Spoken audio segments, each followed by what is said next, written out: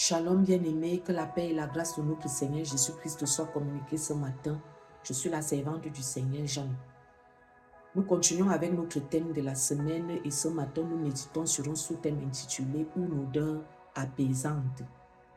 Quand l'Éternel crée Adam et Ève et les place au jardin d'Éden, il va leur dire « Vous pouvez manger de tous les arbres du jardin, mais le fruit de l'arbre qui est au milieu du jardin, vous n'en mangerez pas, car le jour où vous en mangerez, vous mourrez. » En réalité, la mort dont l'Éternel parlait ici, c'était la mort spirituelle, qui est le fait de vivre loin de Dieu, qui est le fait de vivre sans Dieu. C'est-à-dire que toutes les personnes qui sont sur la terre et qui vivent sans Dieu sont morts spirituellement. Et c'est la pire chose qui puisse arriver à l'homme. Pourquoi? Parce que l'homme a été créé pour vivre dans la présence de Dieu. Toute cette défaillance, ce déclin, cette chute que nous observons est simplement liée au fait que l'homme vit loin de Dieu. Parce que l'homme a été programmé, créé pour vivre dans la présence de Dieu. Et quand ils vont s'éloigner de Dieu, ils vont commencer à se multiplier. Le mal aussi va se multiplier. L'homme va devenir de plus en plus mauvais. Il va être de plus en plus attiré à faire le mal, au point où Dieu va prendre une décision, celle de détruire la terre. Mais en détruisant la terre par le déluge, il va préserver une famille, la famille de Noé, parce que Dieu ne se repent pas de ses projets. Et quand Noé sort de l'arche avec sa famille, Noé va offrir un sacrifice d'animaux à Dieu. Et la Bible dit que l'odeur apaisante de ce sacrifice-là va monter jusqu'au trône de Dieu. Et Dieu va faire une promesse, celle de ne plus détruire la terre.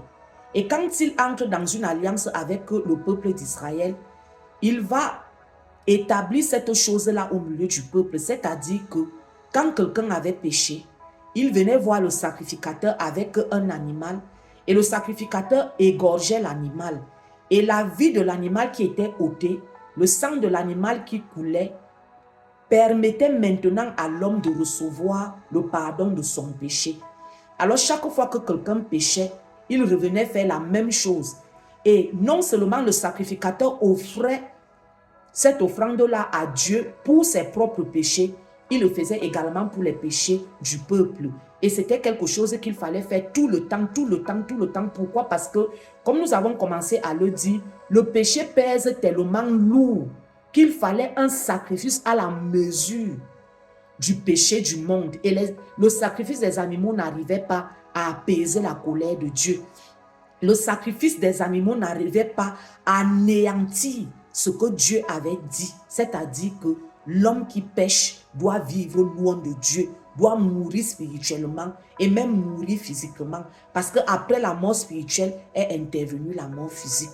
Alors Dieu va trouver un sacrifice à la mesure, un sacrifice qui peut apaiser sa colère. Il va trouver ce sacrifice seulement en lui-même.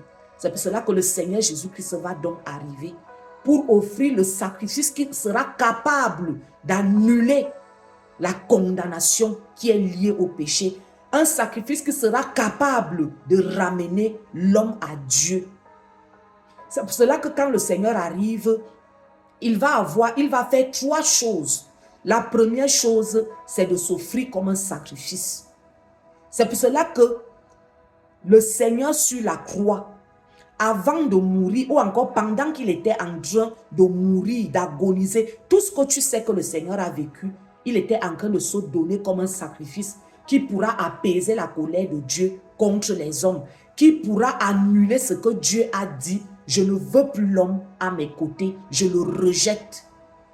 Il fallait qu'un sacrifice vienne se faire qui va ramener l'homme, rattacher l'homme, faire à nouveau ancrer l'homme dans la présence de Dieu. Et nous voyons une chose qui est décrite. Avant de mourir sur la croix, la Bible dit qu'il va pousser un grand cri. Il va dire, tout est accompli. Le tout est accompli, là veut dire, Père, je viens de donner ma vie. Je viens de faire le sacrifice qui permet à l'homme de recevoir ton pardon. Je viens de faire le sacrifice qui permet à l'homme non seulement de recevoir ton pardon, mais de revenir à toi, d'être à nouveau accepté par toi. Voilà ce que le Seigneur Jésus a fait sur la croix signifie.